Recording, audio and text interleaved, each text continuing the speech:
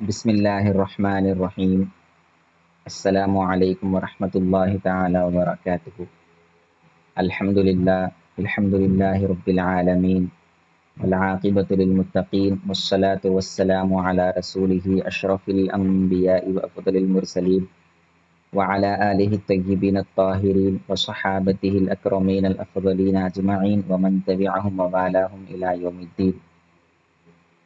رب یسر ولا تعسر وتمم بالخیر وبک نستعین یا فتاح رب زدنی علما۔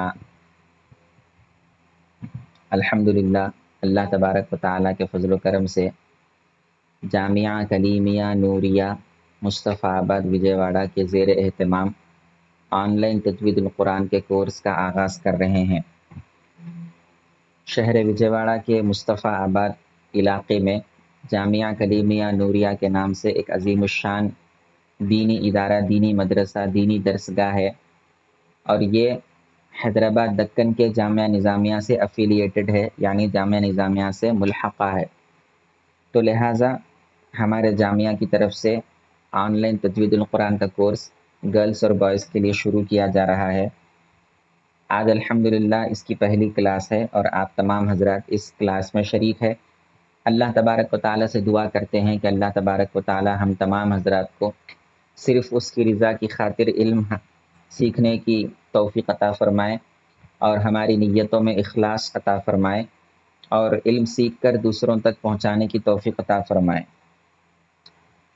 تو آج چونکہ ہماری پہلی کلاس ہے، اسی لیے ہم چند بنیادی باتیں سیکھیں گے جو تجوید سے متعلق ہے۔ پہلی بات کہ تجوید کس کو کہتے ہیں، تجوید کی تعریف کیا ہے، تجوید کا ڈیفینیشن کیا ہے، تجوید بولتے کس کو ہیں، یہ ہم کو سب سے پہلے جاننا ضروری ہے۔ تجوید کا ایک لفظی معنی ہے، ایک اصطلاحی معنی ہے۔ لفظی معنی کا مطلب کیا ہے، تجوید عربی زبان کا لفظ ہے، اس لفظ کا اردو میں کیا معنی آتا ہے۔ تجوید عربی زبان کا لفظ ہے، اردو میں اس کا معنی کیا آتا ہے، اس کو لفظی معنی کہیں گے۔ تجوید کا لفظی معنی ہے سجانا، سنوارنا، خوبصورت بنانا۔ تجوید کا معنی سجانا، سنوارنا، خوبصورت بنانا۔ اور اس کا اصطلاحی معنی آتا ہے، اصطلاحی معنی کس کو کہتے ہیں، تجوید سے تعلق رکھنے والے جو علماء کرام ہیں ان کے پاس تجوید کا معنی کچھ الگ ہوتا۔ قرآن پڑھنے والے جو قاری حضرات ہیں ان کے پاس تجوید کا کچھ الگ معنی ہے، تو وہ تجوید کا معنی ان کے پاس کیا ہے، اس کو اصطلاحی معنی کہتے ہیں، جس کو انگریزی میں جو ہے ٹرمینالوجیکل میننگ کہتے ہیں۔ ایک تو لٹرل میننگ ہوتا ہے، تجوید کا لٹرل میننگ جو ڈکشنری آپ کھولیں گے تجوید کا معنی کیا ہے دیکھیں گے تو جو معنی آپ کو ملے گا وہ لٹرل اس کا میننگ ہے۔ ایک ٹرمینالوجیکل اس کا ڈیفینیشن ہوتا ہے، ایک اصطلاحی معنی ہوتا ہے۔ تو تجوید کے جو لٹرل میننگ ہے، لفظی اور لغوی اس کا معنی ہے وہ سجانا، سنوارنا اور خوبصورت بنانا، ٹھیک ہے۔ اور تجوید کا جو اصطلاحی معنی ہے، ٹرمینالوجیکل جو اس کا ڈیفینیشن ہے، جو اس کا معنی ہے وہ یہ ہے، ہر حرف کو اس کے مخرج سے نکالنا اور اس کی صفات کو ادا کرنا تجوید ہے۔ دیکھیے عربی زبان کے اندر جو حروف ہے نا، الف، با، تا، سا، جیم، حا، خا، یہ پورے کے پورے عربی زبان کے اندر حروف ہے، اور قرآن پڑھتے وقت ہم کو یہ حروف آتے ہیں۔ جیسے کہ سورہ فاتحہ ہم پڑھتے ہیں، اعوذ باللہ من الشیطان الرجیم، بسم اللہ الرحمن الرحیم، الحمد للہ رب العالمین۔ تو الحمد للہ رب العالمین پہلی آیت سورہ فاتحہ کی جب آپ تلاوت کرتے ہیں تو اس کے اندر الف آ گیا، لام آ گیا، ہا آ گیا، میم آ گیا، دال آ گیا، لام آ گیا، پھر لام آ گیا، پھر ہا آ گیا۔ تو یہ جو حروف آپ کو مل رہے ہیں قرآن مجید کے، یہ ہر حرف کو نکالنے کی ایک جگہ ہے۔ ہمارے منہ کے اندر تمام حروف ایک جگہ سے نہیں نکلتے، الف کسی اور جگہ سے نکلتا ہے، لام کسی اور جگہ سے نکلتا ہے، ہا کسی اور جگہ سے نکلتا ہے، عین کسی اور جگہ سے نکلتا ہے، ٹھیک ہے، دال کسی اور جگہ سے نکلتا ہے، فا کسی اور جگہ سے نکلتا ہے۔ ہر حرف کے نکلنے کی ایک جگہ ہے ہمارے منہ کے اندر، اس کو مخرج کہتے ہیں۔ ہر حرف کے نکلنے کی ایک جگہ ہے، اس کو کیا کہتے ہیں، مخرج نکلتے ہیں۔ لام جہاں سے نکلتا ہے اس کو لام کا مخرج کہیں گے، میم جہاں سے نکلتا ہے اس کو میم کا مخرج کہیں گے، نون جہاں سے نکلتا ہے اس کو نون کا مخرج کہیں گے۔ تو عربی کے اندر جتنے حروف ہے، ہر حرف کے نکلنے کی ایک جگہ ہمارے منہ کے اندر ہے، ہمارے اندر ہے، تو اس کو مخرج کہیں گے۔ تو ہر حرف کو اس کے مخرج سے نکالنے کا نام تجوید ہے۔ یعنی ہا جہاں سے نکلتا ہے وہاں سے آپ ہا نہیں نکال سکتے، ٹھیک ہے نا، اسی طرح میم جہاں سے نکلتا ہے وہاں سے نون نہیں نکال سکتے، فا جہاں سے نکلتا ہے وہاں سے با نہیں نکال سکتے، لام جہاں سے نکلتا ہے وہاں سے واؤ نہیں نکال سکتے۔ جو حرف کے نکالنے کی جو جگہ ہے وہاں سے وہ حرف نکالنا، اس کو تجوید کہتے ہیں، ایک بات۔ دوسری بات یہ ہے کہ حروف کے صفات کو ادا کرنے کا نام تجوید ہے۔ حروف کے صفات کس کو کہتے ہیں، غور فرمائیے۔ بعض حروف کو قرآن پڑھتے پڑھتے موٹا پڑھنا پڑتا ہے، بعض حروف کو باریک پڑھنا پڑتا ہے، ٹھیک ہے نا۔ بعض حرف کبھی موٹا پڑھا جاتا ہے، کبھی وہ حرف باریک پڑھا جاتا ہے، تو اس کو صفات کہتے ہیں۔ اس کو کیا کہتے ہیں، صفات کہتے ہیں۔ تو ایک ہوتا مخرج یعنی وہ حرف کہاں سے نکالنا، ایک ہوتے صفات یعنی وہ حرف کو کیسا پڑھنا، پڑھنے کا طریقہ کیا ہے، اس کو صفات کہتے ہیں۔ مخرج بھی معلوم ہونا، یعنی یہ حرف کہاں سے نکلتا وہ بھی معلوم ہونا، اور اس حرف کو ادا کرنے کا، پڑھنے کا طریقہ کیا ہے یہ بھی معلوم ہونا، تو اس کو صفات کہتے ہیں۔ تو مخارج معلوم کرنا، مخرج کی جمع ہے مخارج، مخرج سنگولر ہے اور اس کا پلورل آتا، جمع آتا مخارج، تو مخارج معلوم کرنا کہ کون سا حرف کہاں سے نکلتا، ٹھیک ہے۔ پھر ہر حرف کی صفت معلوم کرنا کہ لام کو پڑھنے کا طریقہ کیا ہے، میم کو پڑھنے کا طریقہ کیا ہے، دال کو پڑھنے کا طریقہ کیا ہے، ہا کو پڑھنے کا طریقہ کیا ہے۔ ہر حرف کو ادا کرنے کا ایک طریقہ، ایک صفت ہوتا ہے۔ تو مخارج معلوم کرنا اور صفت معلوم کرنا، اس کا نام ہے تجوید۔ تو تجوید ایک علم ہے، تجوید ایک علم ہے۔ اس علم کے ذریعے کیا ہوتا، قرآن مجید کے حروف اور کلمات کو اچھے طریقے سے ادا کرنے کے قاعدے معلوم ہوتے ہیں۔ تجوید کے اندر کیا ہوتا، قرآن مجید کے جو حروف اور کلمات ہے، ان حروف اور کلمات کو اچھے طریقے سے ادا کرنا معلوم ہوتا کہ کس طرح قرآن مجید کے حروف اور کلمات کو ہم ادا کر سکتے ہیں، یہ معلوم ہوتا، تو اس کا نام تجوید ہے۔ اب تجوید کی ضرورت کیا ہے، یہ سوال آ سکتا کہ ہم تو ناظرہ قرآن پڑھتے ہیں، قرآن پڑھ سکتے، قرآن بعض لوگ دیکھ کے پڑھتے، بعض لوگ قرآن نہیں دیکھ کے بھی پڑھتے، تو ہم تو قرآن پڑھ رہے نا صبح سے شام تک، اور نماز کے اندر بھی قرآن پڑھ رہے ہم، تو تجوید سیکھنے کی ضرورت کیا ہے، بغیر تجوید کے قرآن نہیں پڑھ سکتے کیا، یہ سوال آ سکتا۔ تو اس کا جواب یہ ہے کہ بغیر تجوید کے قرآن پڑھنا گناہ ہے۔ کیا ہے، بغیر تجوید کے قرآن پڑھنا گناہ ہے، گناہ۔ دیکھیے حدیث شریف میں آیا، حضور صلی اللہ علیہ وآلہ وسلم نے ارشاد فرمایا کہ قرآن مجید کے ہر حرف پہ 10 نیکیاں ملتی ہیں۔ الف لام میم اگر کوئی پڑھتا ہے تو الف پڑھا تو 10 نیکیاں مل گئی، لام پڑھا تو 10 نیکیاں مل گئی، میم پڑھا تو 10 نیکیاں مل گئی، صرف الف لام پڑھا تو 30 نیکیاں مل گئی۔ لیکن اگر بغیر تجوید کے کوئی بندہ مسلمان قرآن پڑھتا ہے تو نیکیاں ملنے کے بجائے گناہ ملتا، قرآن پڑھ کے بھی گناہ ملتا۔ شاید آپ لوگ پہلی مرتبہ یہ بات سن رہے ہوں گے، ہم اب تک یہی سنے کہ قرآن پڑھے تو ثواب ملتا، قرآن پڑھے تو نیکیاں ملتا، بالکل صحیح بات ہے، قرآن پڑھنے سے ثواب ملتا ہے، قرآن پڑھنے سے نیکیاں ملتی ہیں، لیکن وہ کس وقت ہے، جب آپ تجوید کے ساتھ پڑھیں گے۔ بغیر تجوید کے قرآن پڑھیں گے تو نیکیاں ملنا تو دور کی بات ہے، الٹا گناہ ملتا ہے۔ تو لہٰذا بغیر تجوید کے قرآن پڑھنا منع ہے، اور بغیر تجوید کے قرآن پڑھنا گناہ ہے۔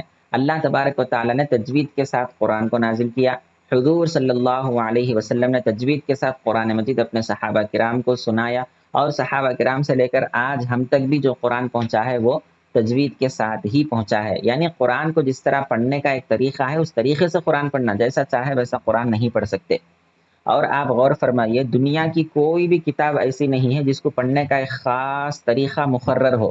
یعنی دنیا میں کئی ساری کتابیں ہیں، لیکن کسی بھی کتاب کے بارے میں یہ بات نہیں ہے کہ اس کتاب کو جیسا چاہے ویسا نہیں پڑھ سکتے، اس کتاب کو پڑھنے کا پراپر ایک علم ہے، یہ علم سیکھنے کے بعد یہ کتاب پڑھنا، اس کتاب کو پڑھنے کا ایک پراپر طریقہ ہے، وہ طریقہ پہلے سیکھنا بعد میں یہ کتاب پڑھنا، ایسا کسی بھی کتاب کے تعلق سے دنیا میں نہیں ہے۔ جو بھی کتاب ہم اٹھاتے ہیں ہمارے مرضی سے جیسا چاہے ویسا ہم پڑھ لے سکتے ہیں، لیکن قرآن مجید کی شان کچھ الگ ہے۔ قرآن مجید کے پڑھنے کا بھی ایک طریقہ ہے، اور اس طریقے کا نام ہے تجوید۔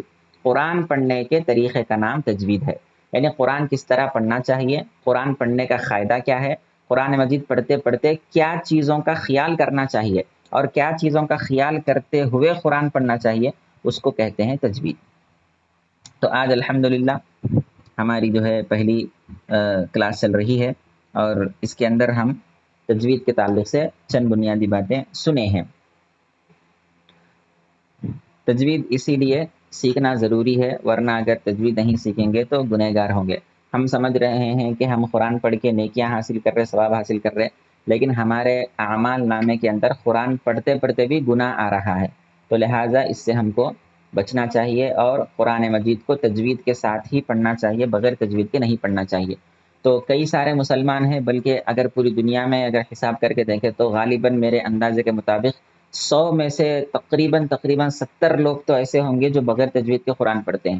100 میں سے 30 لوگوں کو شاید تجوید کے قاعدے معلوم ہوں گے، اور تجوید کے، اور جو مدرسے میں پڑھنے والے حافظ بچے ہوتے ہیں، مدرسے میں پڑھنے والے بچے ہوتے ہیں، ظاہر سی بات ہے ان کو تو تجوید کا کے قاعدے معلوم رہتے، مدرسے میں پڑھتے رہتے، تو مدرسے میں پڑھنے والے بچوں کی بات نہیں ہو رہی۔ عام مسلمانوں میں جو مدرسوں میں نہیں پڑھے ہیں، بس ایسے ہی گھر میں رہتے ہیں اور قرآن کی تلاوت کرتے ہیں یا نماز کے اندر قرآن پڑھتے ہیں، تو ان کو تجوید کے قاعدے معلوم نہیں ہوتے۔ تو 100 لوگوں میں سے تقریباً 70 لوگ بغیر تجوید کے قرآن پڑھتے ہیں اور گنہگار بنتے ہیں۔